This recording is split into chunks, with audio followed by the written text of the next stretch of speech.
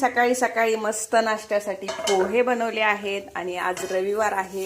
म्हटलं रविवारचा नाश्ता थोडासा हलका करूया आणि दुपारी छान असं जेवण करूया.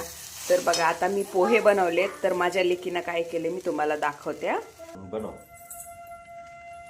तर छान असे छोटूशे भातुकलीचे पोहे. किती छान बनवले आनंदीने पोहे. माझा व्हिडिओ स्टार्ट नाही अजून. तुझा व्हिडिओ स्टार्ट नाही. कर कर कर कर. नमस्कार, मी आनंदी. सकाळी सकाळी नाश्त्यासाठी हे बनवले आहेत. तर ते कोण खाणार? छान असे आनंदीचे पोहे. Yummy yummy.